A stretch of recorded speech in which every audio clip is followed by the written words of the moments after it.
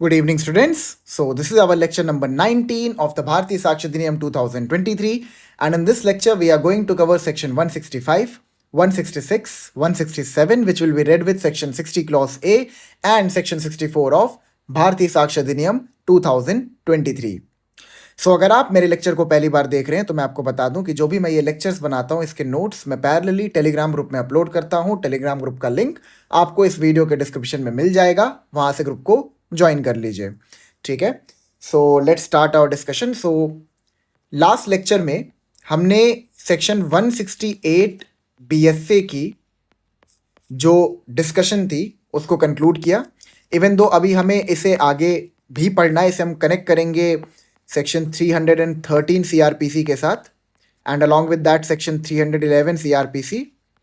ठीक है, this is section 348 BNSS and this is section 351 BNSS. ठीक है, तो अभी इसको करना है हमें, ऐसा नहीं है कि ये पूरी तरह से खत्म हो गया है, अभी करना है, इसमें कुछ पार्ट्स बचे हुए हैं उसको कवर करना है।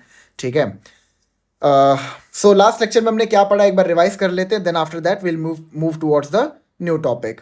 तो हमने सेक्शन 168 बीएस से पढ़ा था, जिसके अंदर हमने ये पढ़ा कि जज साहब जो हैं उनके पास ये पावर है कि वो किसी भी पार्टी या किसी भी इंडिविजुअल से अगर वो कोर्ट में प्रेजेंट है तो किसी भी प्रकार का क्वेश्चन कर सकते हैं।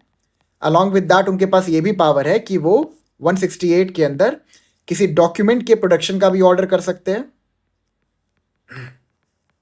एंड वो किसी मटीरियल थिंग के प्रोडक्शन का भी ऑर्डर कर सकते हैं। ठीक है, 168 के अंदर हमने जज को एक प्लेनरी पावर दिया है, बिकॉज हमने ये समझा कि इसका लेजिस्लेटिव विजडम ये है कि जज साहब को अब एक म्यूट स्पेक्टेटर नहीं रहना है, rather he is expected to play a proactive role in the proceeding. ठीक है, फिर हमने सेक्शन 168 बीएसए को सेक्शन 348 बीएनएसएस के साथ कनेक्ट किया था और हमने ये समझा था कि 168 के अंदर जज साहब के पास किसी विटनेस को समन करने की पावर नहीं है, लेकिन सेक्शन 348 के अंदर सुओ मोटो जज साहब या फिर एक एप्लीकेशन पर किसी विटनेस को समन कर सकते हैं। ठीक है, एंड जो विटनेस समन होगा सुओ मोटो उसको हम कहेंगे कोर्ट विटनेस।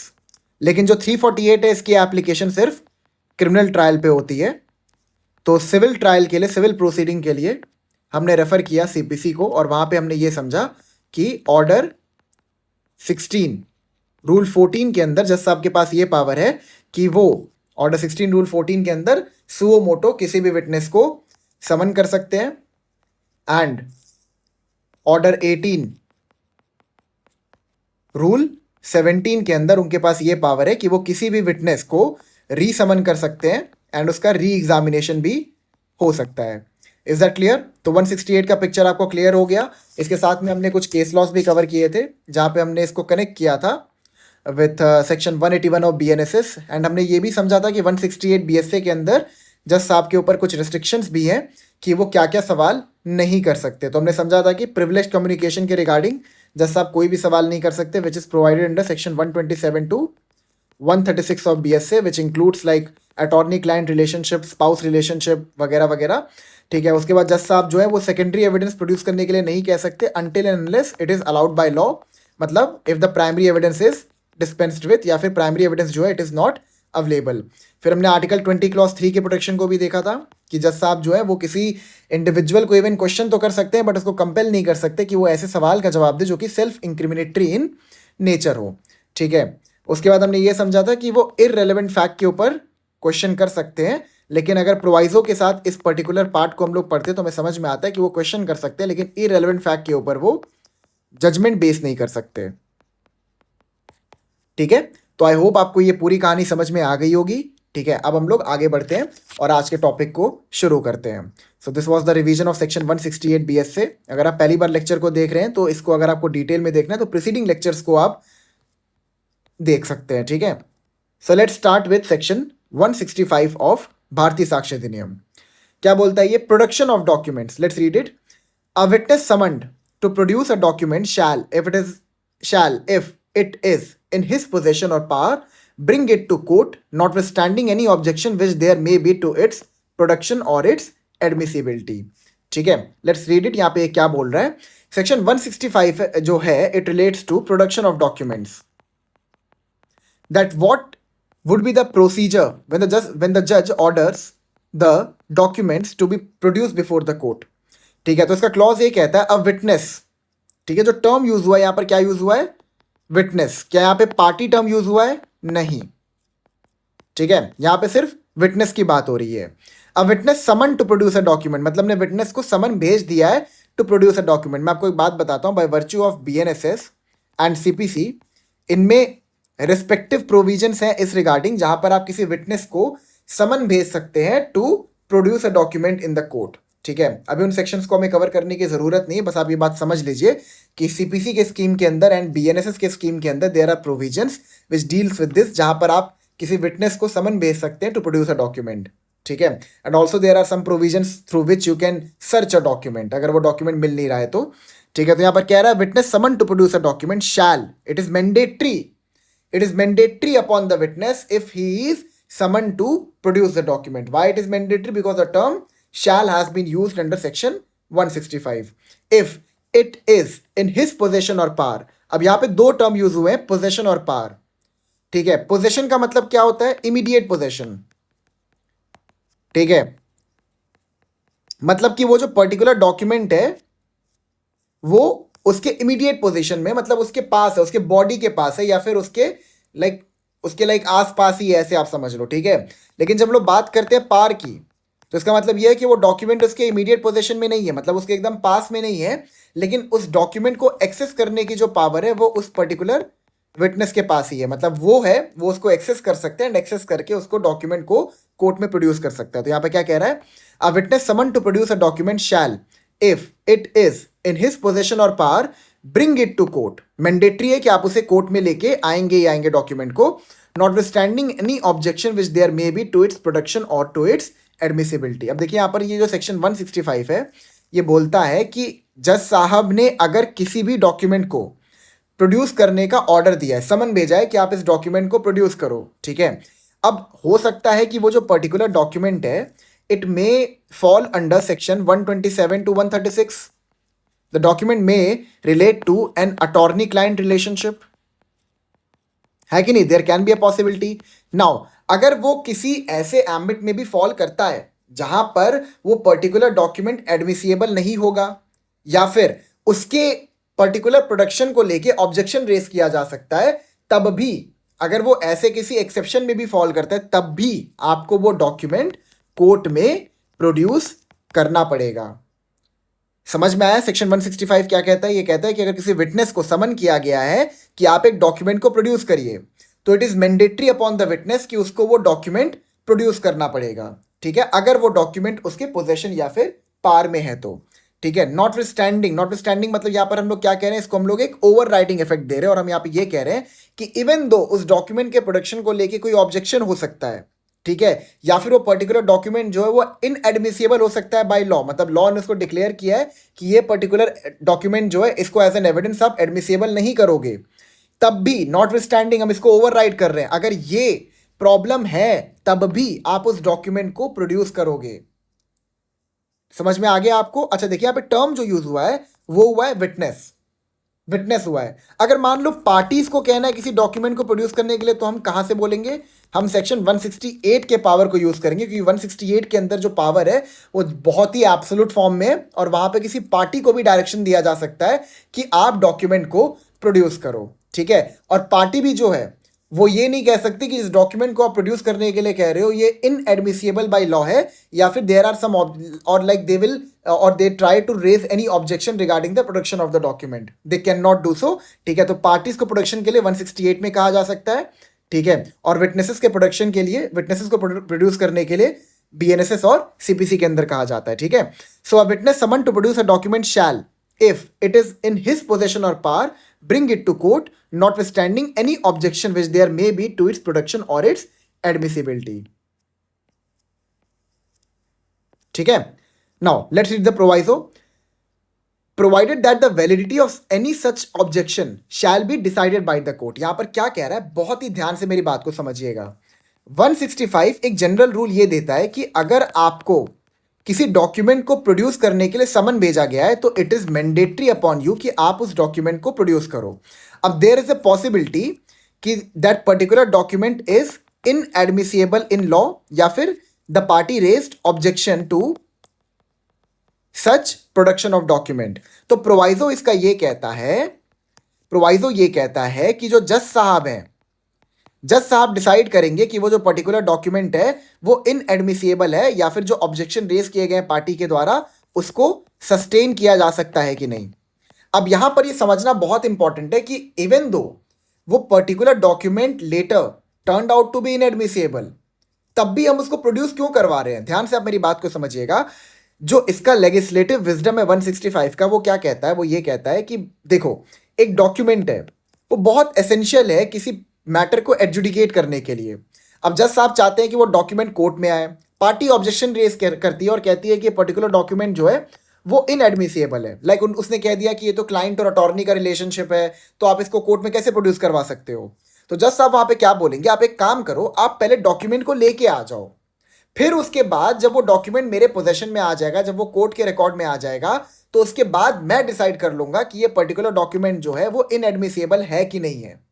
क्योंकि हो सकता है वो जो पर्टिकुलर डॉक्यूमेंट है वो एडमिसिबल बाय लॉ हो, लेकिन पार्टी जस्टिस को डिफीट करने के लिए ये ऑब्जेक्शन रेज कर दे कि ये पर्टिकुलर डॉक्यूमेंट इनएडमिसिबल है, तो आप इसके प्रोडक्शन का ऑर्डर ही मत दो। तो ऐसा कोई सिचुएशन ना खड़ा हो, इसीलिए इस प्रोविजन को डाला गया है जहां पर यह कह दिया गया है कि इवन दो जो वो डॉक्यूमेंट है वो इनएडमिसिबल है, लेकिन फिर भी आप उसको कोर्ट में लेके और जज साहब डिसाइड कर लेंगे कि वो पर्टिकुलर डॉक्यूमेंट एडमिसिबल है कि इनएडमिसिबल। Is that clear. जब हम बात करते हैं ऑब्जेक्शन की, ठीक है, तो इसका मतलब यहां पर यह है कि आपने ऑब्जेक्शन रेज किया प्रोडक्शन को लेके, वो डॉक्यूमेंट कोर्ट में आया, तो कोर्ट जो है उन ऑब्जेक्शंस को देन डॉक्यूमेंट आने के बाद सुनेगी, मतलब दोनों पार्टीज को मौका देगी कोर्ट कि भाई आप अपने अपने आर्ग्यूमेंट्स रखो, मतलब बेसिकली उसके ऊपर आर्ग्यूमेंट होगा and then the court will decide कि whether that particular document is admissible और इनएडमिसिबल। इज दैट क्लियर, समझ में आ गया। फिर से एक बार पढ़ लेते फिर आगे बढ़ते हैं। A witness summon to produce a document shall if it is in his possession or power bring it to court notwithstanding any objection which there may be to its production or its admissibility। इतना clear हो गया। provided that the validity of any such objection shall be decided on by the court। तो यहाँ पे क्या मतलब पूरा step follow हो रहा है, पहले आपको समन भेजा गया, समन किस चीज का, डॉक्यूमेंट प्रोड्यूस करो, ठीक है, डॉक्यूमेंट प्रोड्यूस करने के लिए आपको समन भेजा गया, तो ये आपके ऊपर मैंडेटरी है कि आप उस डॉक्यूमेंट को प्रोड्यूस करोगे। अब at this point of time आपने एक ऑब्जेक्शन रेज कर दिया कि ये पर्टिकुलर डॉक्यूमेंट जो है ये इनएडमिसिबल बाय लॉ है, ठीक है, बट आपके ऊपर मैंडेटरी है कि आपको उस डॉक्यूमेंट को प्रोड्यूस करना ही पड़ेगा। अब जब आपने उस डॉक्यूमेंट को प्रोड्यूस कर दिया, तो जो आपने ऑब्जेक्शन रेज किया था उसके बेसिस पर डॉक्यूमेंट को प्रोड्यूस करने के बाद इसके ऊपर हियरिंग की जाएगी, और हियरिंग करके जज साहब डिसाइड करेंगे कि ये पर्टिकुलर डॉक्यूमेंट एडमिसिबल है कि इनएडमिसिबल है। इज दैट क्लियर, ठीक है। अगर इनएडमिसिबल हुआ तो उस पर्टिकुलर डॉक्यूमेंट को आउटराइटली रिकॉर्ड से हटा दिया जाएगा, अगर एडमिसिबल हुआ तो उस डॉक्यूमेंट को एज एन एविडेंस यूज किया जाएगा। इज दैट क्लियर, समझ में आ गया आपको। Now let's move two clause 2। Clause 2 पढ़ते हैं और समझते हैं यहां पर क्या कह रहा है। The court if it sees fit may inspect the document unless it refers to matter of state or take other evidence to enable it to determine on its admissibility। यहां पर ये क्या कह रहा है, the court if it sees fit may inspect the document, मतलब यहां पर क्या हुआ ना कि पार्टी ने ऑब्जेक्शन रेज किया था, यहां पर उसके ऊपर ऑब्जेक्शन के ऊपर हियरिंग भी हो गई, लेकिन तब भी कोर्ट सेटिस्फाई नहीं हो पा रहा है कि ये पर्टिकुलर डॉक्यूमेंट एडमिसिबल है कि इनएडमिसिबल है। तो वहां पे जज साहब क्या कर सकते हैं, उस डॉक्यूमेंट को खुद भी पढ़ सकते हैं, मतलब वो उसको इंस्पेक्ट कर सकते हैं, मतलब कि वो खुद अपनी जुडिशियल विजडम को यूज करके उसको पढ़ सकते हैं and then he can form a conclusion कि whether this particular document is admissible और इनएडमिसिबल। ठीक है, इसको दोबारा पढ़ते हैं। The court if it sees fit may inspect the document. तो यहाँ पे पूरी तरह से डिस्क्रिशन है। डिस्क्रिशन क्यों है, क्योंकि पहले आप पार्टीज को मौका देंगे कि वो अपने साइड के आर्ग्यूमेंट्स को रेज करें रिगार्डिंग द एडमिसिबिलिटी। अगर आप उससे सेटिस्फाइड नहीं होते तो आप एक काम करो, आप डॉक्यूमेंट को खुद ही इंस्पेक्ट कर लो। समझ में आ गया आपको। May inspect the document unless it refers to matter of state or take other evidence to enable it to determine on its admissibility। लेकिन आप डॉक्यूमेंट को इंस्पेक्ट कब नहीं कर सकते, जब वो particular document matters of state से रिलेटेड है। मतलब मान लो वो पर्टिकुलर डॉक्यूमेंट जो है वो देश के डिफेंस से रिलेटेड है, ठीक है, तो वहां पर आप उस पर्टिकुलर डॉक्यूमेंट को इंस्पेक्ट नहीं कर सकते unless it refers to matters of state. मतलब यहां पर यह है कि वो डॉक्यूमेंट है, आपने समन कर दिया, ठीक है, बट अगर वो मैटर ऑफ स्टेट निकल जाता है आर्ग्यूमेंट्स को सुनने के बाद, तो आप उसको इंस्पेक्ट नहीं कर सकते। आप उसके बाद अपना कोई भी कंक्लूजन ड्रॉ नहीं करोगे कि ये पर्टिकुलर डॉक्यूमेंट जो है ये एडमिसिबल है कि inadmissible by inspecting the document, और take other evidence to enable it to determine on its admissibility. मतलब वो फर्दर एविडेंस भी ले सकते हैं उसकी एडमिसिबिलिटी को डिसाइड करने के लिए। अदर एविडेंस का मतलब यहाँ पे ये है कि अगर मान लो कोई सेकेंडरी एविडेंस है या कोई और विटनेस को समन करना है, तो ये सब भी वो कर सकते हैं, ठीक है। Clause 3, if for such a purpose, it is necessary to cause any document to be translated. The court may, if it thinks fit, direct the translator to keep the content secret unless the document is to be given in evidence, and if the interpreter disobeys such direction, he shall be held to have committed an offense under section 198 of the BNS 2023. देखिए यहाँ पर क्या कह रहा है, इसको समझने का प्रयास करिए क्लॉज 3 को, ठीक है। क्लॉज 3 ये कहता है, बहुत ध्यान समझिएगा मेरी बात को, ठीक है। क्लॉज 3 ये कहता है, if for such a purpose it is necessary to cause any document to be translated, the court may, if it thinks fit, direct the translator to keep the contents secret. देखो, अगर मान लो document ऐसा है जिसके ऊपर objection raise किया गया था कि ये पर्टिकुलर डॉक्यूमेंट जो है it is inadmissible by law, ठीक है। अब जो ये पर्टिकुलर डॉक्यूमेंट है ना, इललेजिबल डॉक्यूमेंट है, इलेजिबल है, या फिर मतलब जिसको पढ़ नहीं सकते, या फिर ये पर्टिकुलर डॉक्यूमेंट किसी ऐसी लैंग्वेज में है जो कि जज साहब नहीं समझ पा रहे, तो उसको वो ट्रांसलेट करने के लिए ट्रांसलेटर को दे सकते हैं उस पर्टिकुलर डॉक्यूमेंट को, ठीक है। अब मेरी बात को ध्यान समझिएगा, अगर वो डॉक्यूमेंट के रिगार्डिंग कोई ऑब्जेक्शन रेज कर दिया गया है, या फिर सपोज वो डॉक्यूमेंट जो है वो किसी प्राइवेट मैटर से रिलेटेड है, लाइक सपोज वो पब्लिक मैटर से रिलेटेड है, लाइक मैटर्स ऑफ स्टेट, ठीक है, तो वहां पे पैरेलली जज साहब ये भी कहेंगे उस पर्टिकुलर इंडिविजुअल को कि आप इसको ट्रांसलेट करिए, लेकिन आपकी ये रिस्पॉन्सिबिलिटी है कि आप इसके मैटर को सीक्रेट रखेंगे, आप इसको डिस्क्लोज नहीं करेंगे किसी को भी कि आपने इसमें क्या ट्रांसलेट किया है, ठीक है। और अगर आपने कहीं डिस्क्लोज किया तो इट विल बी सेड कि आपने 198 बीएनएस के अंदर एक ऑफेंस कमिट किया है, ठीक है। अब यहाँ पे आगे पढ़ते हैं, unless the document is to be given in evidence and, अब यहाँ पे देखिए क्या कह रहा है, unless the document is to be given in evidence. इसका मतलब यहां पर यह है कि उसके एडमिसिबिलिटी के रिगार्डिंग कोई भी ऑब्जेक्शन रेज नहीं किया गया पार्टीज के द्वारा, ठीक है, और मतलब यहां पर कोई ऑब्जेक्शन नहीं है, लेकिन अभी भी वो जो पर्टिकुलर डॉक्यूमेंट है वो इलेजिबल और किसी और लैंग्वेज में है, किसी फॉरेन लैंग्वेज में है,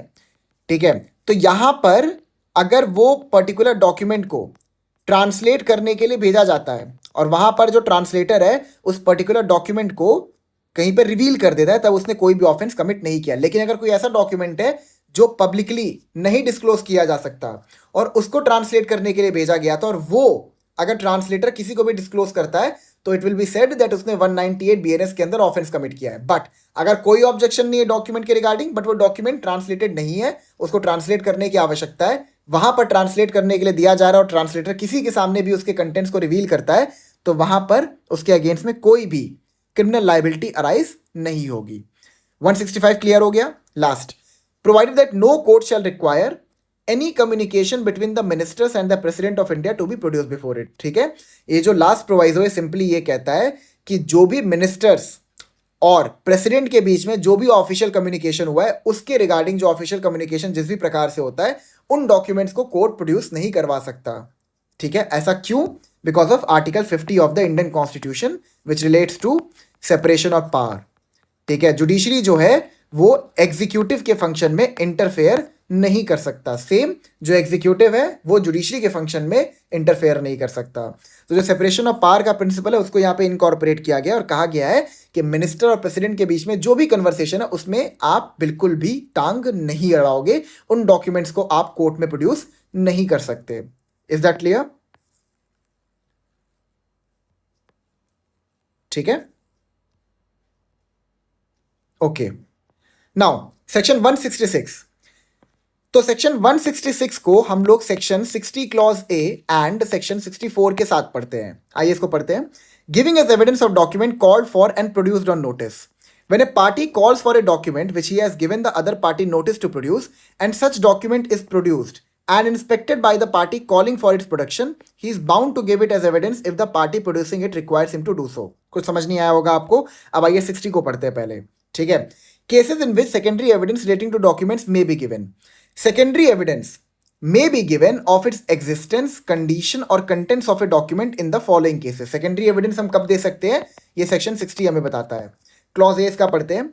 When the original is shown or appears to be in the possession or power of the person against whom the document is sought to be proved. आप secondary evidence कब दे सकते हो, अगर जो ओरिजिनल डॉक्यूमेंट है वो उस इंडिविजुअल के पास है जिसके अगेंस्ट आप उस पर्टिकुलर डॉक्यूमेंट को प्रूव करना चाहते हैं. क्योंकि ऑब्वियस सी बात है, अगर ओरिजिनल डॉक्यूमेंट एडवर्स पार्टी के पास है और उस डॉक्यूमेंट को आप उसके अगेंस्ट ही यूज करना चाहते हो, तो वो पार्टी तो कभी भी उस डॉक्यूमेंट को कोर्ट में नहीं आने देगी. ठीक है, तो वहां पर आप सेकेंडरी एविडेंस दे सकते हो. अगर आपके पास फोटो कॉपी है तो फोटो कॉपी प्रोड्यूस कर सकते हो. Second, of any person out of reach of और not subject to the process of court. ठीक है, अगर मान लो वो जो पर्टिकुलर इंडिविजुअल है वो आउट ऑफ कंट्री है, ठीक है, तो उससे वो डॉक्यूमेंट प्रोड्यूस करवा पाना बहुत मुश्किल है, तो उस केस में भी आप सेकेंडरी एविडेंस दे सकते हो उस डॉक्यूमेंट का. Third, of any person legally bound to produce it. ठीक है, अगर कोई इंडिविजुअल है, he was legally bound to produce that document, ठीक है, और उसने अगर प्रोड्यूस नहीं किया है तो वहां पर भी आप सेकेंडरी एविडेंस दे सकते हो. Is that clear?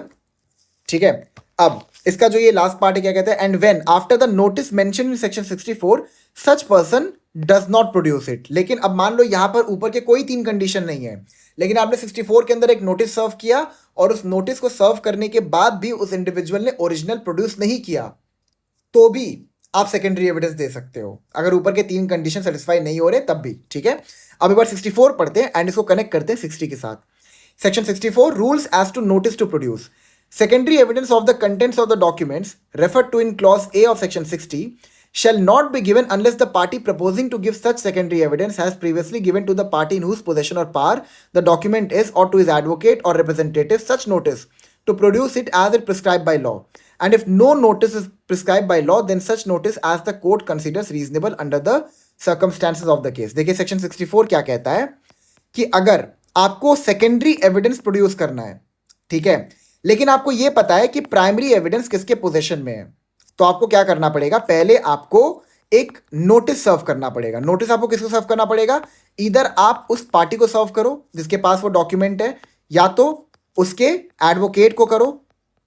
ठीक है, क्योंकि क्या होता है जब कोई प्रोसीडिंग चलती है तो वकील साहब जितने भी ओरिजिनल डॉक्यूमेंट होते हैं ना वो अपने पोजीशन में ले लेते हैं. तो हो सकता है वो जो डॉक्यूमेंट है वो पार्टी के पास ना हो, वो सीधा वकील साहब के पास हो, और या फिर वो अगर उसके रिप्रेजेंटेटिव के पास है.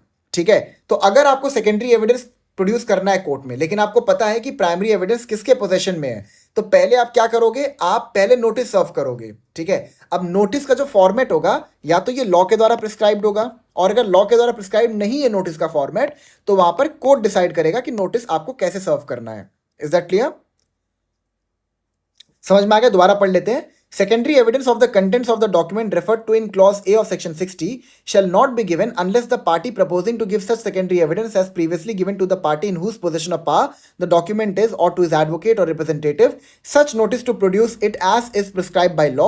And if no notice is prescribed by law, then such notice as the court considers reasonable under the circumstances of the case. तो आपको समझ में आ गया ना? देखिए 60 clause A के अंदर ये बता रहा है कि आप secondary evidence कब दे सकते हो.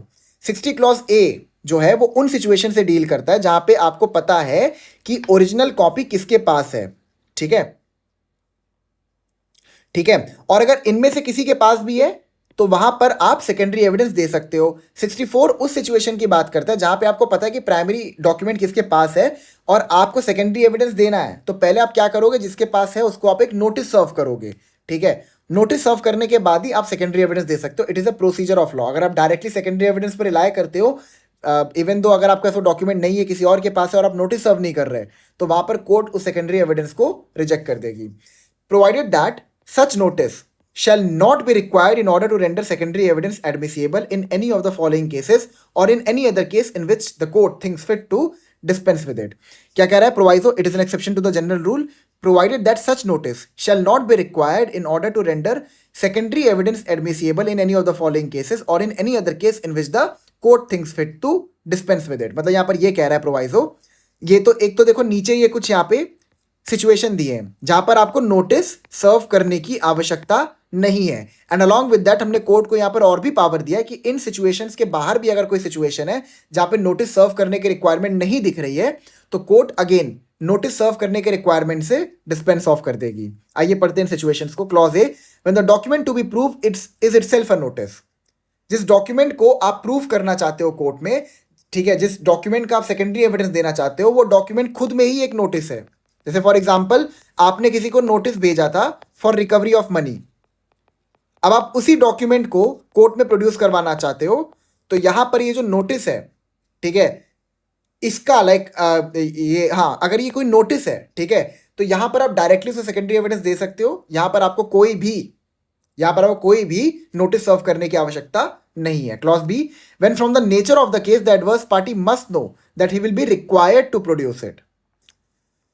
क्या बोल रहा है यहां पर, जहां पर जो एडवर्स पार्टी है उसको, यानी जो ऑपोजिट पार्टी है, उसको ये चीज पता था कि यहां पर आपको इस पर्टिकुलर डॉक्यूमेंट को कोर्ट में प्रोड्यूस करना है, बिकॉज अगर आप इसको प्रोड्यूस नहीं करोगे तो प्रॉपर एडजुडिकेशन नहीं हो सकता मैटर का। सी, when it appears or is proved that the adverse party has obtained possession of the original by fraud or force। अगर ओरिजिनल कॉपी जो है, ठीक है, अगर ओरिजिनल कॉपी जो है उसको एडवर्स पार्टी यानी ऑपोजिट पार्टी ने फ्रॉड या फिर फोर्स के थ्रू, मतलब मान लो आपसे ओरिजिनल कॉपी छीन ली या फिर फ्रॉड करके आपसे वो डॉक्यूमेंट ले लिया, ठीक है, तो इन सिचुएशंस में भी आपको नोटिस सर्व करने की आवश्यकता नहीं है, आप डायरेक्टली सेकेंडरी एविडेंस पर रिलाय कर सकते हो। ठीक है। D, when the adverse party और is agent has the original in court. जैसे आपको मैं बताऊं, जब आप कोई सिविल सूट फाइल करते हो, ठीक है, तो जितने भी आपके पास ओरिजिनल डॉक्यूमेंट्स होते हैं ना उस सूट के रिगार्डिंग, वो सारे के सारे आपको कोर्ट में सप्लाई करने होते हैं। ठीक है, ये मैंने आपको ऐसे सीपीसी के शुरुआती लेक्चर्स में पढ़ाया था, तो आपको पता होगा कि आपको ओरिजिनल डॉक्यूमेंट कोर्ट में प्रोड्यूस करने पड़ते हैं। सेकेंडरी डॉक्यूमेंट पे कोर्ट रिलाई नहीं करता, आपको ओरिजिनल डॉक्यूमेंट प्रोड्यूस करने पड़ते हैं। ठीक है, तो अगर मान लो वो डॉक्यूमेंट कोर्ट में है तो ऑब्वियसली आप वहाँ पे नोटिस क्या ही सर्व करोगे। अगर आपके पास फोटो कॉपी है तो आप डायरेक्टली फोटो कॉपी पर रिलाई कर सकते हो। ठीक है। ई, व्हेन द एडवर्स पार्टी और is agent has admitted the loss of the document. अगर मान लो वो डॉक्यूमेंट जो है, जो एडवर्स यानी आपके ऑपोजिट पार्टी के पास अगर वो डॉक्यूमेंट है, आप उसको कोर्ट में प्रोड्यूस करवाना चाहते हो, लेकिन उन्होंने ऑन रिकॉर्ड ये एडमिट किया है कि ये डॉक्यूमेंट हमसे खो गया है, तो वहां पर आप क्या करोगे, वहां पर आप डायरेक्टली ही सेकेंडरी एविडेंस पर रिलाई कर सकते हो। F, when the person in possession of the document is out of reach or not subject to the process of the court। मतलब वही बात है, अगर जो इंडिविजुअल जिससे आप प्राइमरी डॉक्यूमेंट मंगवाना चाहते थे वो कंट्री के बाहर चला गया, कोर्ट के प्रोसेस से बाहर चला गया, तो वहां पर भी आप डायरेक्टली सेकेंडरी एविडेंस पर रिलाई कर सकते हो विदाउट सर्विंग द नोटिस। ठीक है, इस प्रोवाइजो के बाद दोबारा पढ़ लीजिए। Provided that such notice shall not be required in order to render secondary evidence admissible in any of the following cases or in any other case in which the court thinks fit to dispense with it। समझ में आ गया आपको? ठीक है, तो 60 clause ए और section 64 ये आपको समझ में आ गया। अब इसको 166 के साथ पढ़िए। When a party calls for a document which he has given the other party notice to produce, मतलब कि सेक्शन 64 बीएसए के अंदर अगर आपने नोटिस देके किसी पार्टी को किसी डॉक्यूमेंट को प्रोड्यूस करने के लिए बोला था, and such document is produced and inspected by the party calling for its production, he is bound to give it as evidence if the party producing it requires him to do so. यहाँ पर basically क्या कह रहा है मैं आपको बताता हूँ। आपने सेक्शन 64 बीएसए के अंदर नोटिस सर्व किया, ठीक है, क्योंकि सेक्शन 60 क्लॉज ए की जो कंडीशन थी वो सेटिस्फाइड हो गई। आपने 64 के अंदर नोटिस सर्व किया। नाउ आपने नोटिस सर्व करके डॉक्यूमेंट को कोर्ट में समन भी करवा लिया। समन करने के बाद आपने डॉक्यूमेंट को इंस्पेक्ट किया। अब इंस्पेक्ट करने के बाद आपको पता चला कि अगर ये डॉक्यूमेंट रिकॉर्ड में आ गया तो ये डॉक्यूमेंट तो मेरे अगेंस्ट चला जाएगा। ठीक है, तो अब आप थोड़ा हिचकिचा रहे हो कि अरे जज साहब कोई बात नहीं है, डॉक्यूमेंट क्या ही कोर्ट में प्रोड्यूस करें, कोई बात नहीं रहने देते हैं, हाँ हाँ करके आप हंस के मामला टालने का प्रयास कर रहे थे। लेकिन ये बात ऑपोजिट पार्टी को भी पता थी कि अगर ये डॉक्यूमेंट कोर्ट में आ गया तो इससे आपका केस वीक हो जाएगा। ठीक है, तो अगर ऑपोजिट पार्टी कहती है कि इस डॉक्यूमेंट को कोर्ट में प्रोड्यूस करो, तो it is mandatory upon you कि आपको उस डॉक्यूमेंट को कोर्ट में प्रोड्यूस करना पड़ेगा, प्रोवाइडेड कि ये सारे कंडीशंस यहाँ पर फुलफिल हुए हैं।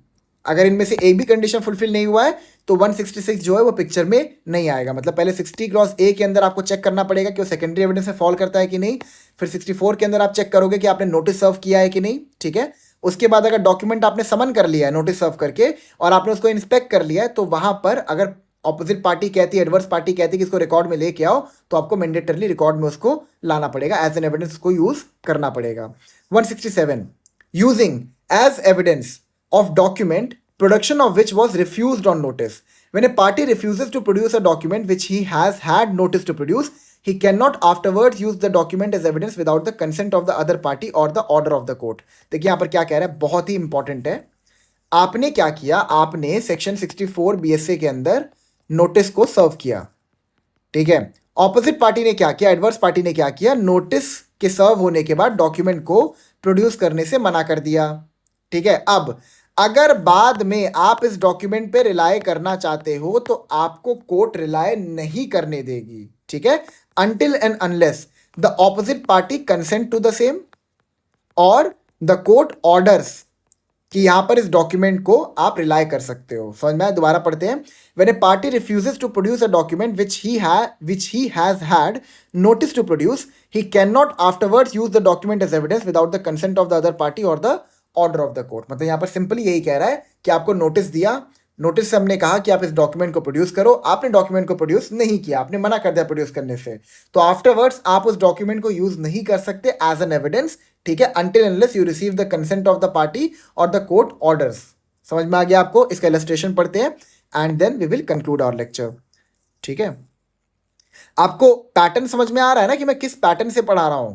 मैं जो भी प्रोविजंस आपको पढ़ा रहा हूं ना, मैं एक पैटर्न फॉलो कर रहा हूं। आप इसको कनेक्ट करोगे ना, आपको समझ में आएगा। लाइक मैं आपको सेक्शन 1 2 3 4 ऐसे जानबूझ के नहीं पढ़ा रहा। अगर आप वैसे पढ़ोगे ना पूरी तरह से कंफ्यूज हो जाओगे, तो इसको एक कहानी की तरह समझो, वो ज़्यादा इंपॉर्टेंट है, ठीक है। Okay, illustration. A sues B on an agreement। A ने क्या किया, बी को स्यू किया on an agreement and gives B, क्या दिया उसको, नोटिस टू प्रोड्यूस इट, ठीक है। ए ने बी को एक एग्रीमेंट के ऊपर स्यू किया एंड देन क्योंकि वो एग्रीमेंट ए के पोजीशन में नहीं था या उसके पावर में नहीं था, तो उसने बी को एक नोटिस सर्व किया कि इस पर्टिकुलर एग्रीमेंट को आप कोर्ट में प्रोड्यूस करो। At the trial A calls for the document and B refuses to produce it. अब उसने नोटिस सर्व कर दिया लेकिन बी ने आफ्टरवर्ड्स डॉक्यूमेंट को प्रोड्यूस करने से मना कर दिया। A give secondary evidence of its contents. B seeks to produce the document itself to contradict the secondary evidence given by A। अब यहां पर क्या हुआ, क्योंकि B ने नोटिस सर्व करने के बाद डॉक्यूमेंट को प्रोड्यूस करने से मना कर दिया, तो A ने सेकेंडरी एविडेंस पे रिलाय करते हुए सेकेंडरी एविडेंस कोर्ट में प्रोड्यूस कर दिया। फॉर एग्जांपल मान लो उसने उस डॉक्यूमेंट की फोटो कॉपी प्रोड्यूस कर दी, ठीक है। अब यहां पर क्या होता है, जब ये फोटो कॉपी कोर्ट में चली जाती है तो बी को लगता है कि भाई ये फोटो कॉपी तो भाई मतलब कुछ अधूरी अधूरी सी लग रही है और अब इससे तो मेरा पूरा केस खराब हो जाएगा, तो मैं एक काम करता हूँ ना, डॉक्यूमेंट को प्रोड्यूस कर देता हूँ। अब जब नोटिस पर आपको कहा गया था कि इस डॉक्यूमेंट को प्रोड्यूस करिए, आपने मना कर दिया, अब आफ्टरवर्ड्स आप इस डॉक्यूमेंट को प्रोड्यूस नहीं कर सकते। देखिए ये कह रहा है ना, B seeks to produce the document itself to contradict the secondary evidence given by A or in order to show that the agreement is not stamped he can not do so, ठीक है, he will not be allowed to do so, क्योंकि 167 का prohibition उसके ऊपर लग जाएगा और वो फिर उस डॉक्यूमेंट को कोर्ट में यूज नहीं कर सकता। समझ में आ गया? फॉर एग्जाम्पल मैं आपको बताता हूं, यहाँ पे क्या लिखा है, और in order to show that the agreement is not stand. For example मान लो ये जो ए और बी के बीच में एग्रीमेंट था ना, ये किसी पर्टिकुलर इमूवेबल प्रॉपर्टी के सेल के रिगार्डिंग था एग्रीमेंट, ठीक है। तो यहाँ पर क्या हुआ कि वो पर्टिकुलर डॉक्यूमेंट स्टैम्प नहीं था, और आपको याद होगा कि सेक्शन 49 क्लॉज सी के अंदर ऑफ रजिस्ट्रेशन एक्ट हमने पढ़ा था ये चीज कि अगर कोई डॉक्यूमेंट स्टैम्प नहीं है, ठीक है, तो उसकी कोई एविडेंशियरी वैल्यू नहीं होगी। अब यहां पर ए ने क्या किया, ए ने नोटिस सर्व किया बी को कि आप इस पर्टिकुलर डॉक्यूमेंट को प्रोड्यूस करो, ठीक है, बी ने मना कर दिया, तो ए ने क्या किया ना, अनस्टैम्प्ड डॉक्यूमेंट ही कोर्ट में प्रोड्यूस कर दिया, दिखाने के लिए कि ए और बी के बीच में एक ट्रांजैक्शन हुआ था और बी जो है वो अपनी इमूवेबल प्रॉपर्टी ए को बेच रहा था। अब आफ्टरवर्ड्स बी क्या करता है, वो कहता है कि भाई ये तो अनस्टैम्प्ड है, स्टैम्प्ड प्रोड्यूस करना चाहिए था, ठीक है, तो वो स्टैम्प डॉक्यूमेंट कोर्ट में लेके आता है, लेकिन उसके ऊपर 167 का प्रोहिबिशन अप्लाई हो जाता है और वो उस स्टैम्प डॉक्यूमेंट को कोर्ट में प्रोड्यूस नहीं कर सकता। Is that clear? कहानी आपको समझ में आ गई 167 की भी। तो 165 में हमने प्रोडक्शन ऑफ डॉक्यूमेंट को पढ़ा, 166 के अंदर हमने नोटिस के रिगार्डिंग डिस्कशन किया, और 167 जो है वो 166 का एक एक्सटेंशन ही है। एक चीज ध्यान रखिएगा कि 165 का जो क्लॉज 2 है ना, ये एक एडिशन है, ये पहले प्रेजेंट नहीं था in the scheme of Indian evidence act, ठीक है। तो मैंने लास्ट लेक्चर में कहा था कि एक बार देख लेते कि हमने क्या क्या पढ़ा है, उसके बाद हम लोग अपने लेक्चर को कंक्लूड करते हैं, ठीक है। तो हमने काफ़ी हद तक सेक्शन 1 क्लॉज 1 2 और 3 ये इतना हम लोगों ने पढ़ लिया है, ठीक है। उसके बाद हमने सेक्शन 147 168 एंड लाइक एक बार मैं इसका पूरा लिस्ट बना के आपको प्रोड्यूस कर दूंगा कि हमने क्या क्या सेक्शन कर लिया, ताकि कोई भी सेक्शन छूटे ना, ठीक है, because it would be hard for me to remember everything that I have taught you. So इसको एक बार देख लेंगे नेक्स्ट लेक्चर में। So thank you so much, I guess ये बहुत ही फ्रूटफुल लेक्चर रहा होगा आपके लिए, आपको बहुत सारी चीज़ें सीखने को मिली होंगी। ठीक है, अगर आपने कुछ सीखा हो तो मतलब कमेंट में आप अप्रिशिएट कर देना। I would be very happy to listen to your to read your comments. ठीक है, so thank you so much, I will meet you in the next lecture.